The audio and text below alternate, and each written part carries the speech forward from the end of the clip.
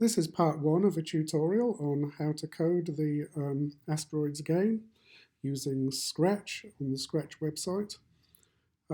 If you want to take a look at the final version of this game, then head on back to the introduction where I give you a brief glimpse of what it looks like when you're finished, and then you can see if this is something that interests you. I'll post a link to the introduction just below, but apart from that, let's get going. So the first thing we need to do is change the cats, because I don't want a cat in my Asteroids game. I really want a ship or a rocket or something.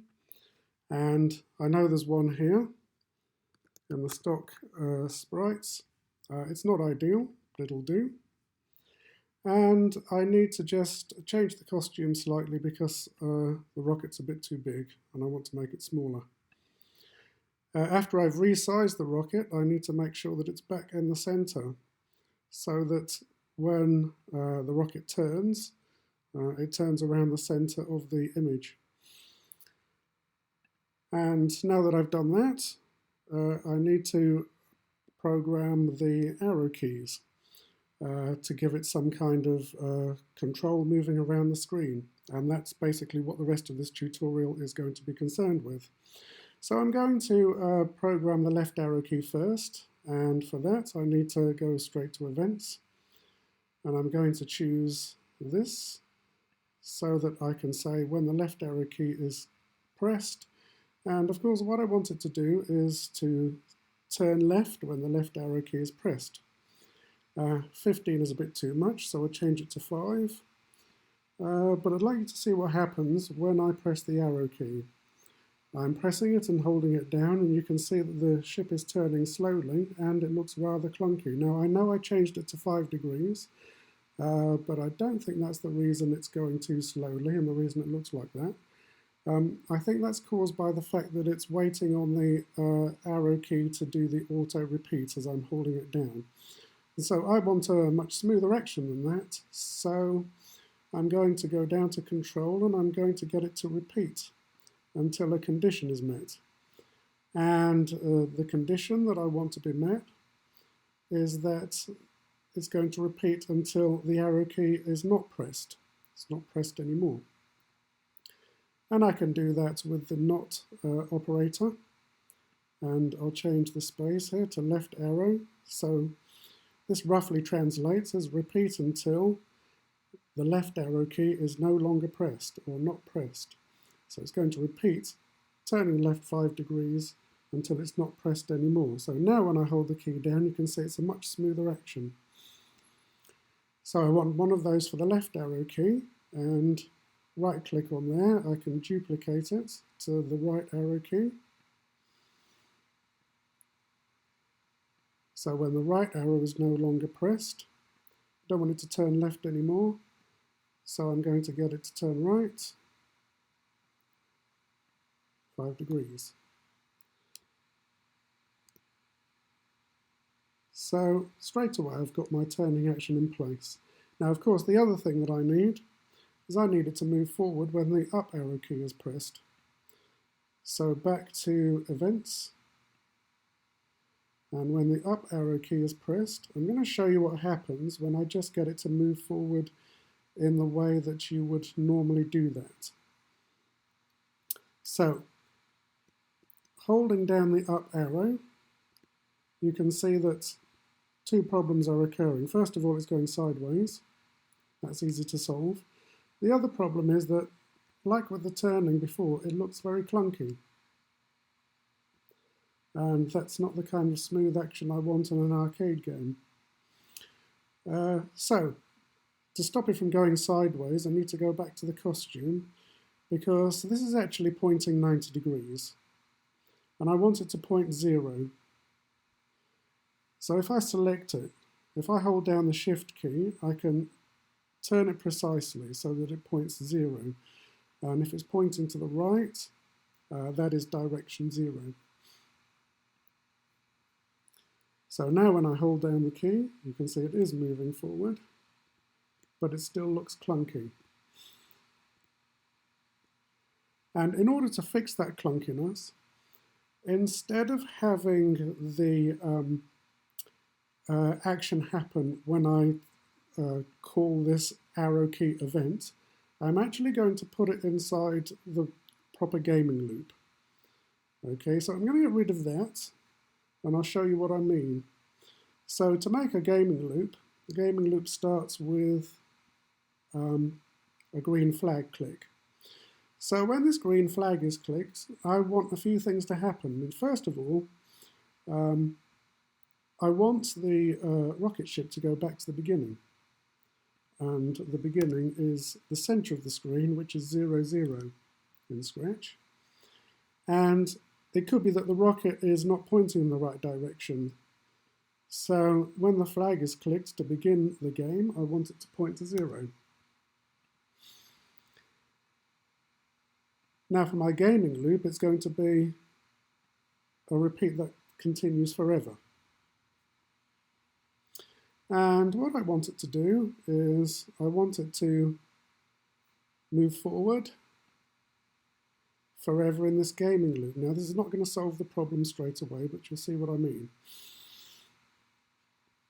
So I click the flag, it goes back to the beginning, but you can see straight away that the ship is heading off. So I don't want this movement to happen constantly, I only want it to happen while the up arrow is being pressed. So back to control, this is an if statement. If sensing, if the up arrow key is pressed, move forward 10 steps.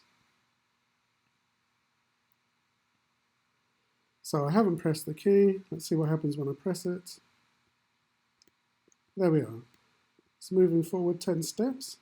So it's kind of doing what I want it to do. A couple of things I'm not happy with. The main thing is that it's starting straight away instead of gradually speeding up.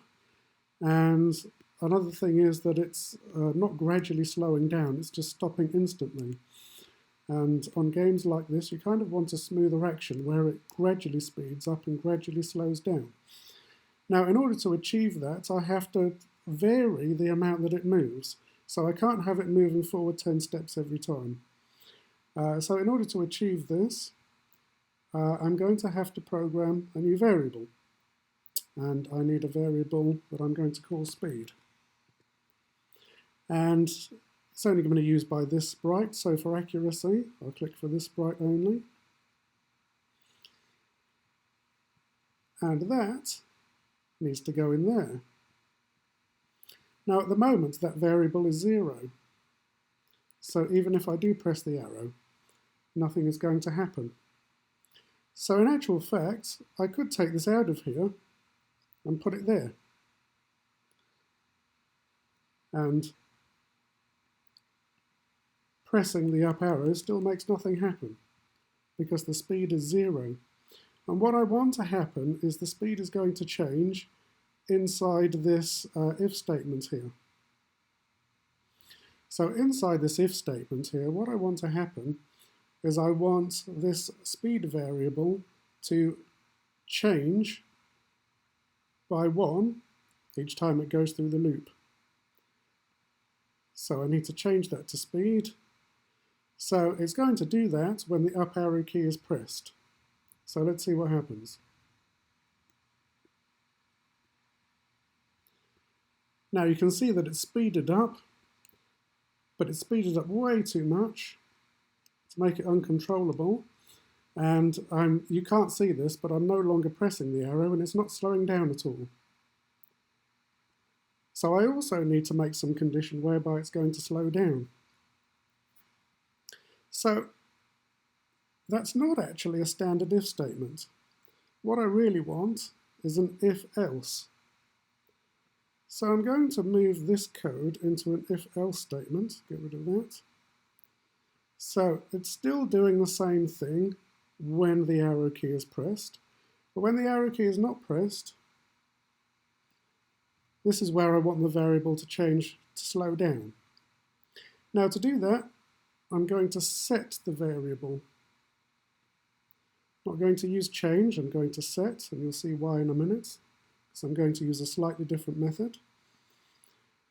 What I want is to set it to the speed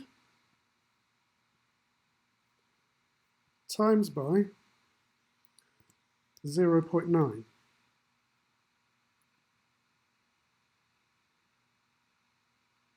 Now, if you think about this, what's going to happen is it's going to set the speed every time it goes through the loop to the speed as it is now times by 0.9.